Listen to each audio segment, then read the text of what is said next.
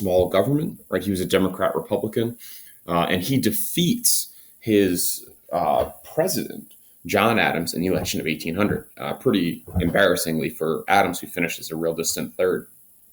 In order to really get back at Jefferson, Adams and the Federalist Congress pass what's called the Judiciary Act of 1801. And that created a series of new federal courts, 16 new federal judges that would have to be appointed by the president, approved by the Senate, and a new position we're going to talk about called Justice of the Peace, as well as something called a writ of mandamus, which I'll talk about. Now, if you remember originally, when we look at the Supreme Court, right, in the federal court system in general, it was created by Article 3 of the Constitution, but it was very, very vague. The Founding Fathers didn't really have much to say about the court system because they didn't know what it should look like. All we knew is there would be a Supreme Court, right? It would have original and appellate jurisdiction.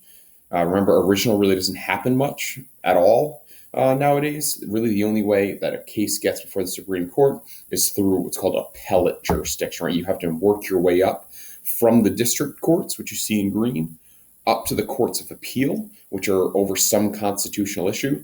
And then you have to submit letters, basically like reasons why your case should be heard before the Supreme Court. What major issue do you have?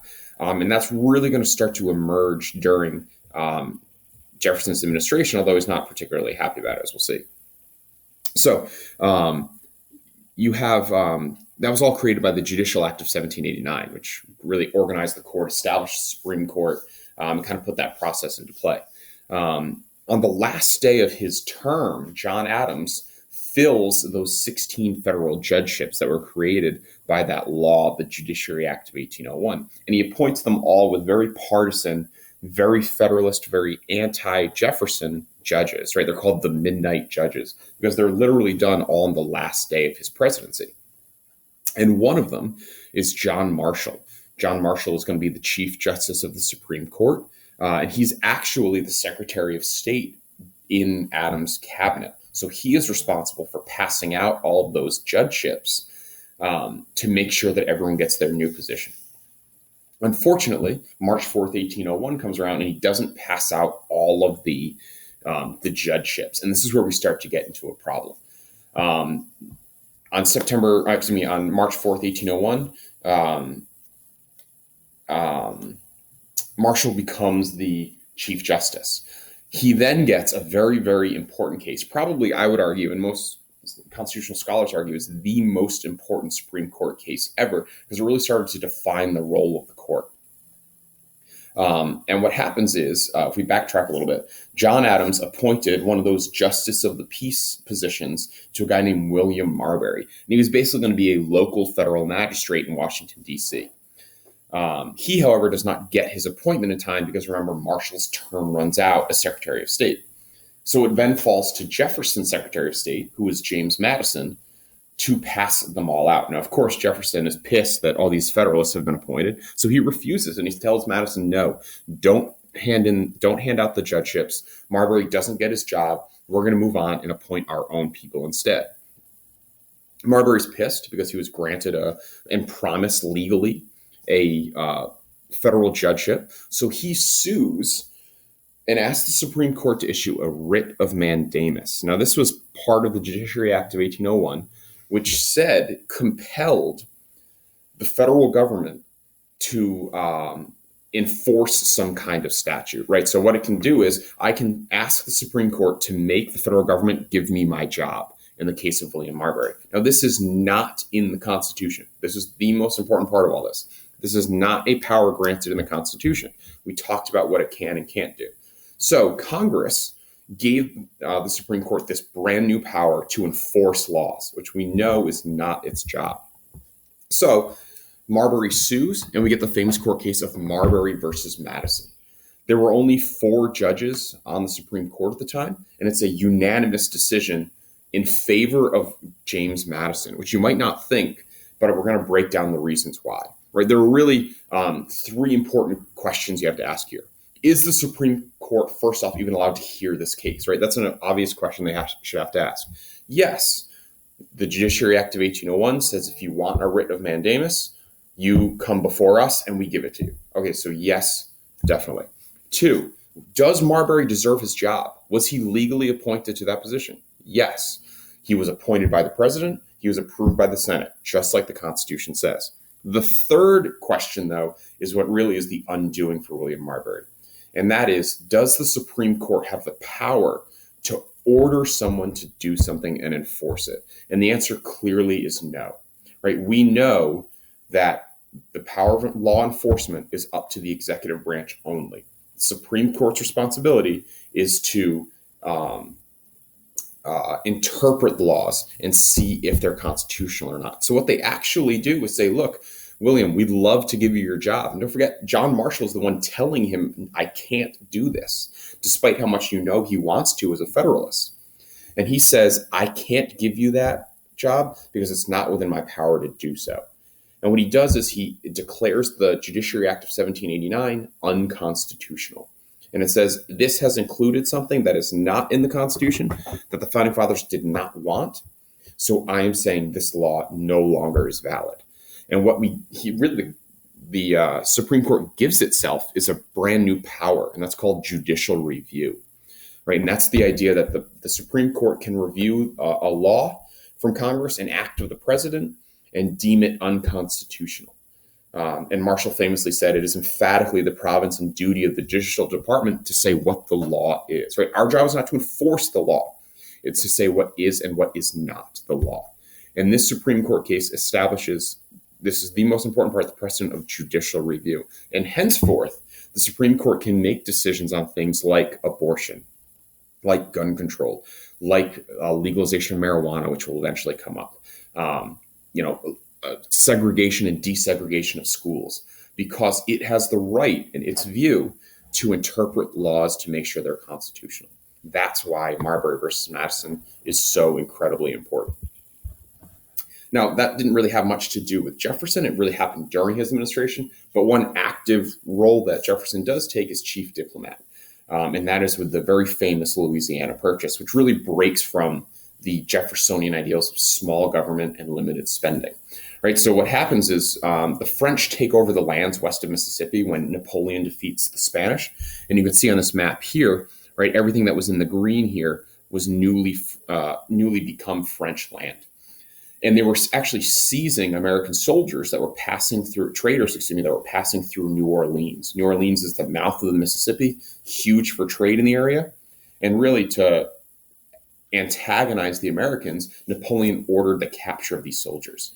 So Jefferson, trying to avoid any kind of military conflict, sends James Monroe, Revolutionary hero and eventually War of 1812 hero, Robert Livingston, who we talked about during the Declaration of Independence, and he tells him to go to France and buy the city of New Orleans. Now, it's not really a concept we understand today, just going out and buying cities, but very common practice at the time.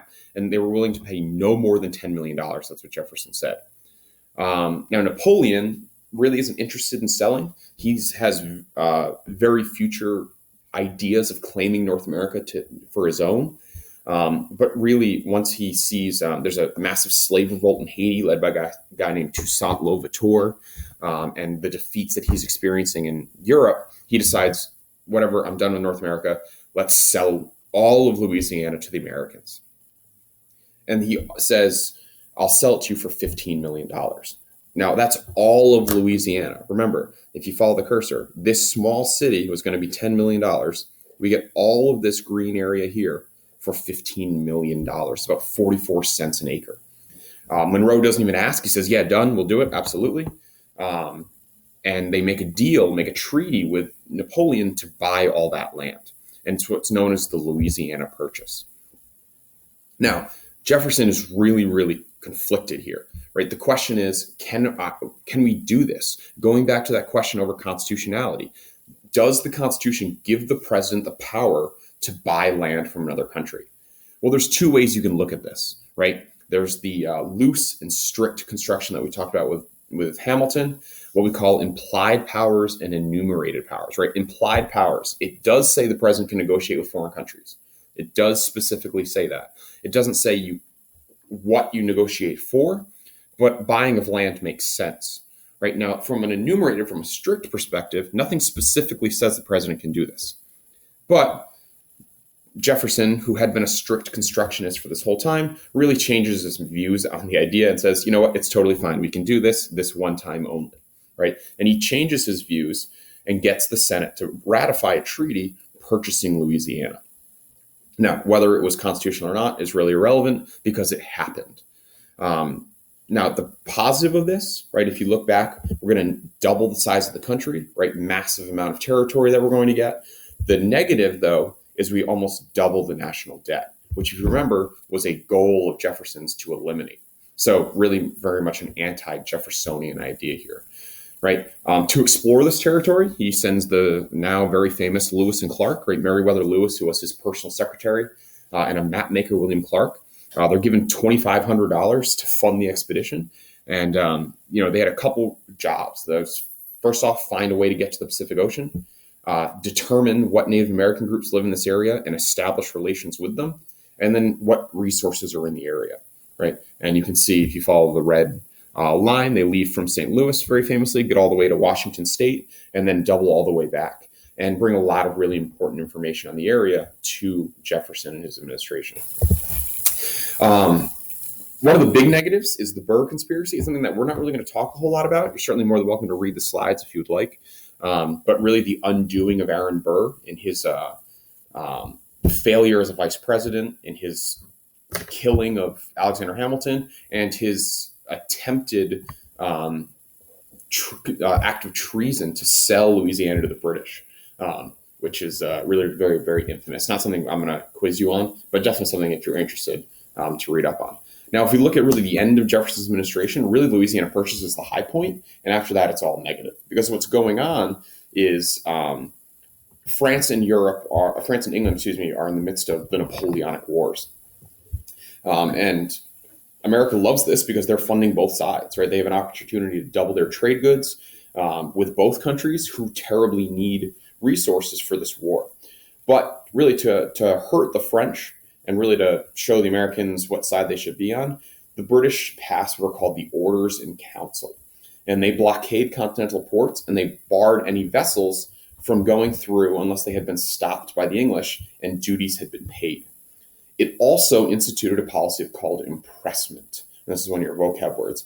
The British don't recognize the rights of Americans to lose their British citizenship. They say that once you're British, you're always British, whether you're part of their country or not. So as a result, they could capture them because they're technically American citizens, British citizens, and force them to serve in the British Navy. And they would serve. The most famous incident is the USS Chesapeake, which was a 46-gun destroyer that was stopped and fired upon, killing 3 Americans. Very famous incident. Now, you have 2 choices here if you're Jefferson, right? You can take the military approach, or you can try the diplomatic approach. And Jefferson recommends what's called the Embargo Act of 1807, and it's passed by the Democrat-Republican Congress. And the idea here is if we ban trade with these countries, they'll eventually let up, and they'll realize the error of their ways and stop impressment. Well, it does work, but it has terrible effects on the American economy, right? You can see the numbers here. The number of exports that fell tremendously within just 1 year. And also imports fell tremendously because American tariffs go up. And as a result, you have goods dropping through the floor, which is terrible for the American economy. Right? And this is really looked at negatively, particularly in New England. New England had prospered off foreign trade with both the French and the British for so long, and really is just largely ignored. They just start smuggling like they had during the Revolution. And even a place like Baltimore becomes a home for smuggling and piracy. And this is really the death of Jefferson's administration. Because there really is no Federalist Party anymore, there's no real challenger in the election of 1808. Jefferson leaves after two terms, and his protege, James Madison, who was the Secretary of State, wins the election pretty easily.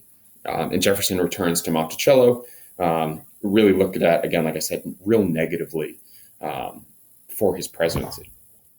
Our next section will be on the War of 1812. We're going to watch, you guys will be watching a couple of videos at home, doing some movie guides following along with that. which is really the main event that occurs during the Madison administration.